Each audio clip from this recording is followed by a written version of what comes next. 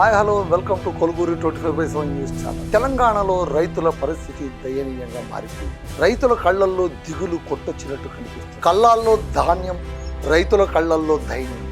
ఇది ఇవాల్టి పరిస్థితి. రైతుల కష్టాలను తీర్చాల్సినటువంటి కాంగ్రెస్ సర్కార్ నిమ్మకు నీరెత్తినట్టుగా ఉంది. ధాన్యం సేకరణలోన రేవంత్ రెడ్డి ప్రభుత్వం ఘోరంగా విఫలమైపోయిందా? రైతులకు దక్కాల్సినటువంటి న్యాయం దక్కట్లేదా? ధాన్యం సరిగా అమ్ముడుపోవట్లేదా? గిట్టుబాటు ధర దేవుడెరు, కనీసం మద్దతు ధర కూడా లభించట్లేదా? ఏం జరుగుతుంది తెలంగాణలో? ఈ సమస్త విషయాలకు సంబంధించి ప్రతిపక్ష నేత BRS working president Kalvakuntla Taraka Ramarao Revanth Reddy సర్కారు పై విరుచుకుపడ్డారు. పొలిటికల్ గా విమర్శనాస్త్రాలను సంధించారు. మరి కేటీఆర్ సంధించినటువంటి విమర్శనాస్త్రాలు వాస్తవంగా క్షేత్రంలో రైతులు పడుతున్నటువంటి దుఃఖమేంటి? ఇవన్నీ కూడా ఖచ్చితంగా మనం తెలంగాణలో ఏ మార్కెట్ యార్డ్ చూసినా, ఏ కొనుగోలు కేంద్రం చూసినా పడిగాపులు కాస్తున్న రైతన్నలే కనిపిస్తున్నారు. ఇదే విషయంపై శుక్రవారం మీడియాతో మాట్లాడిన మాజీ మంత్రి కేటీఆర్ రేవంత్ సర్కార్పై నిప్పులు చెరిగారు.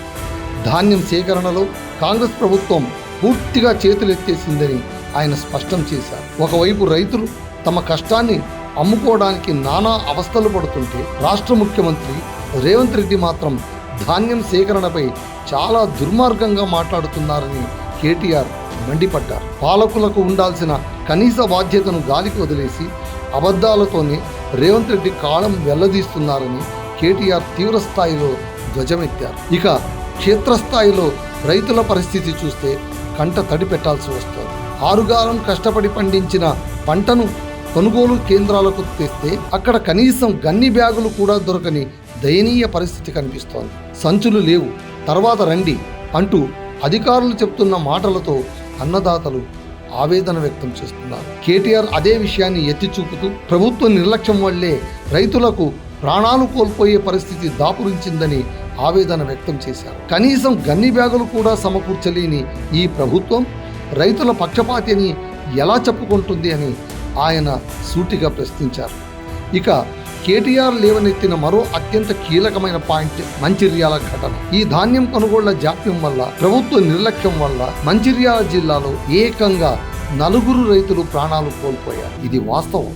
కానీ మంత్రులు మాత్రం ఒక్క రైతు కూడా చనిపోలేదు అంటూ పచ్చి అబద్ధాలు మాట్లాడుతున్నారని కేటీఆర్ తీవ్ర ఆగ్రహం వ్యక్తం చేశారు. రైతులు చనిపోతే వారికి అండగా ఉండాల్సిన మంత్రులే ఇలా ఏమీ జరగనట్టు మాట్లాడడం అత్యంత శోచనీయం అన్నారు. సంక్షోభం కళ్ళెదుట కనిపిస్తున్నా దానిని గుర్తించకుండా సీఎం రేవంత్ రెడ్డి అబద్ధాలతోనే పబ్బం గడుపుతున్నారని ఘాటుగా విమర్శించారు. మరి ఇప్పటి వరకు ప్రభుత్వం ఎంత ధాన్యం కొనుగోలు చేసింది? కేటీఆర్ చెప్పిన లెక్కల ప్రకారం ఇప్పటి వరకు కేవలం 35% మాత్రమే కొనుగోలు చేశారు. మిగతా ధాన్యమంతా ఇంకా కళ్ళాల్లోనే, మార్కెట్ యార్డుల్లోనే మగ్గుతోంది. ఇక్కడ గమనించాల్సిన మరో ఆసక్తికరమైన విషయం ఏంటంటే కేవలం ప్రతిపక్షాలు, సాధారణ రైతులే కాదు, స్వయంగా కాంగ్రెస్ పార్టీ కార్యకర్తలు సైతం రోడ్డెక్కి ధర్నాలు చేస్తున్నారని కేటీఆర్ గుర్తు చేశారు. అంతెందుకు, సాక్షాత్ ముఖ్యమంత్రి రేవంత్ రెడ్డి సొంత నియోజకవర్గమైన కొడంగల్లో కూడా గురువారం నాడు రైతులు ధర్నాకు దిగారంటే పరిస్థితి ఎంత తీవ్రంగా ఉందో అర్థం చేసుకోవచ్చు. ఏ విషయంలోనూ కాంగ్రెస్ ప్రభుత్వానికి కనీస ప్రణాళిక, విజన్ లేదని కేటీఆర్ తేల్చి చెప్పారు. సో ఇదండి ఫ్రెండ్స్, కొనుగోలు వ్యవహారంలో జరుగుతున్నటువంటి భాగం. రైతుల కష్టాలన్నీ మనం చూసాముగా. కేటీఆర్ చెప్పిన మాటల్లో అక్షర వాస్తవం ఉందండి. మనకు ఈపాటికే అర్థమైపోయింది.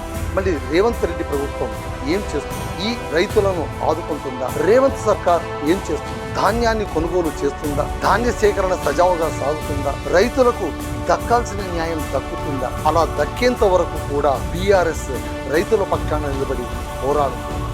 ఇవన్నీ కూడా మనం చూడాల్సిన అంశం.